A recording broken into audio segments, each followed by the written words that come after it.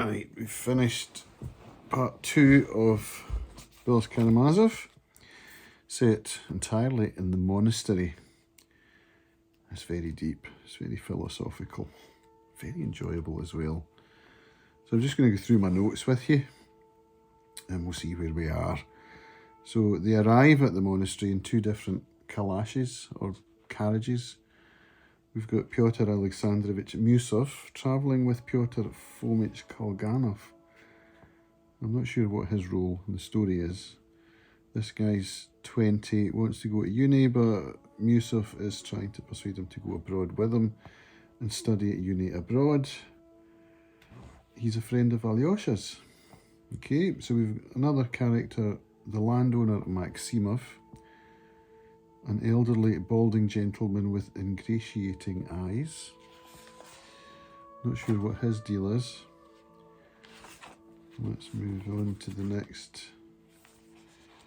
This is a good system I've got, actually. I'll show you my system. So,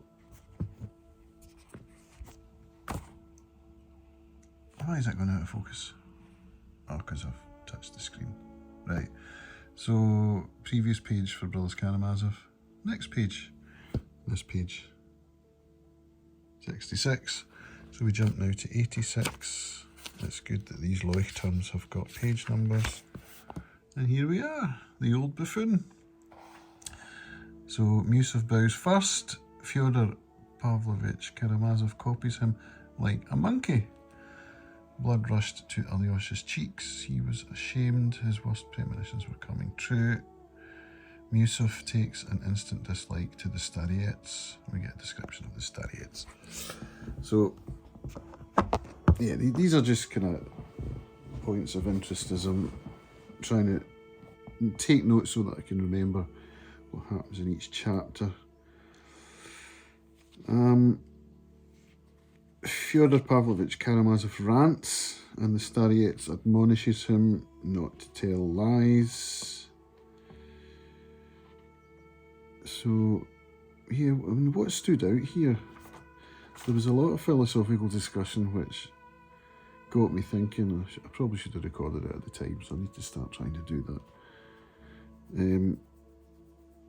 It stood out to me in quite a deep, meaningful way.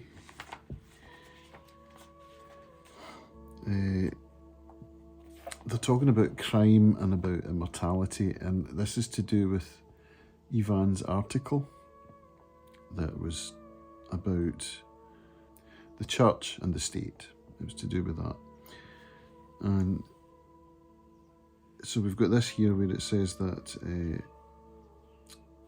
Ivan's statement regarding punishment is being to sever the diseased limb, which I suppose means penal servitude or exile or corporal punishment.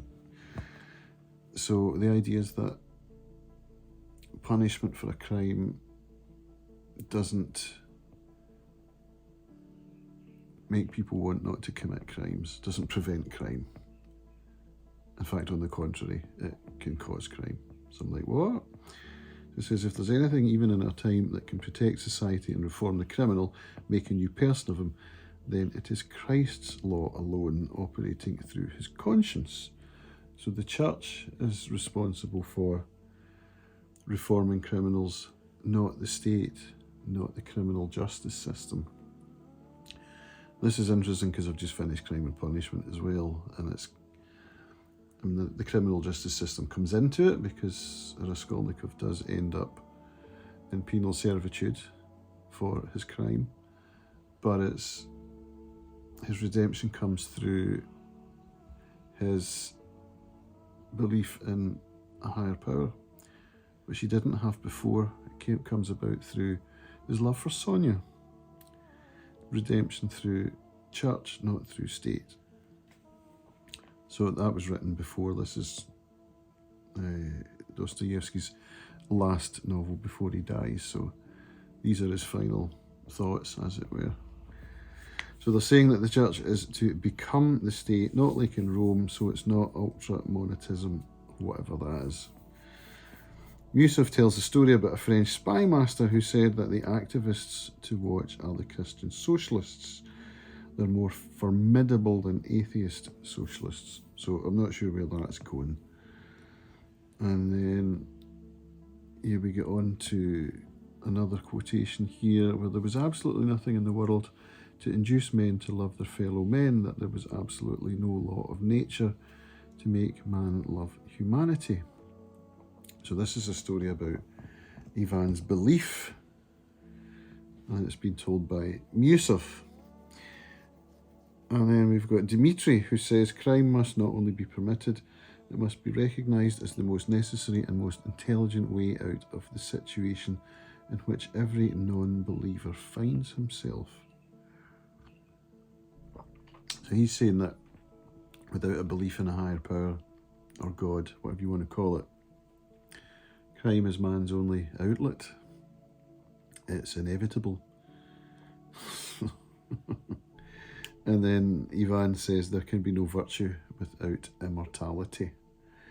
So the idea that if you don't believe that your soul's going to go to heaven when you die, then why would you be virtuous in your life? Because it doesn't matter. When you're dead, you're gone, there's nothing. So you might as well commit crime. I mean, that seems like a bit of a ridiculous statement, but that's my own personal opinion. But I can see where it's coming from, philosophically. If there are no consequences, and this is what comes up in Crime and Punishment as well, Raskolnikov thinks that he's, or could be, above the law if he commits a crime that benefits humanity, and that God will, no, he doesn't believe in God, so God won't do anything. So he commits the crime, but then he can't handle it, and we get the punishment, which is the spiralling down into madness. So yeah, that's really kind of the main thrust of this whole part of the book, book 2. The father, Fyodor Pavlovich, he ends up ranting, causing a scene, a scandalous scene. They have a lunch at the abbot's, and Fyodor Pavlovich decides he's not going to go because he made such a fool of himself in the Starets' cell, where he rants about family and stuff. So he's embarrassed and ashamed, so decides he's not going to go for lunch, but as he's about to leave, changes his mind, comes back, and causes a big hoo-ha. Says he's going to take Alyosha away from the monastery. He's not going to give them any more money, because, you know, remember, he's donated like 1,000 rubles or something to the monastery, so yeah, he's basically cutting ties. And it's, you know, the whole mediation scene in the monastery is supposed to be about the dispute between father and Ivan, which is to do with the inheritance money that Ivan thinks he's due, but Fyodor Pavlovich thinks he's not due. In fact, if anything, Ivan owes the father money because he's had too much over the years. So that's supposed to be what the whole scene's about. The Starets is supposed to help mediate this family situation, which, you know, ends in a farce. This is editing cams here, and of course it wasn't Ivan that was in a dispute with his father about the money, the inheritance. It was Dmitri, so excuse that wee mix-up. Yeah, there was a scene that rung true to me because it made me think of myself in a strange way. When it talks about, on page 72, there's a doctor who says that I love mankind, he said, but I'm surprised at myself. The more I love mankind in general, the less I love men in particular, that is, separately, as individuals. The more I have detested people individually, the more passionately I have loved humanity in general. So yeah, I mean, this doesn't make me feel proud, but that's kind of reminds me of myself, because I aspire to love humanity. And yet, when I go out, my kind of default behaviour is I wish people would keep out the way. Like when I go to the swimming pool and there's families in there, I'm immediately like, why are these people here? You know, that's not love of humanity. That's ego and resentment, which is not who I want to be. So I think reading philosophical texts like these can help with that, you know, help me to recognise that in myself and wonder what I can do to fix it. And then it talks of the differences between contemplative love, which is a kind of virtue signalling kind of love, and active love, which is the real kind. And I want to inhabit active love. Because the main thing is to abhor dishonesty, any kind of dishonesty, but above all, dishonesty with regard to your own self. Avoid giving into fear too, since all fear is only the consequence of falsity. So yeah, active love and contemplative love. It's interesting things to ponder. And then we leave at the end of the scene with the father leaving, and then I think they probably all leave. And we'll see what happens in book 3, won't we?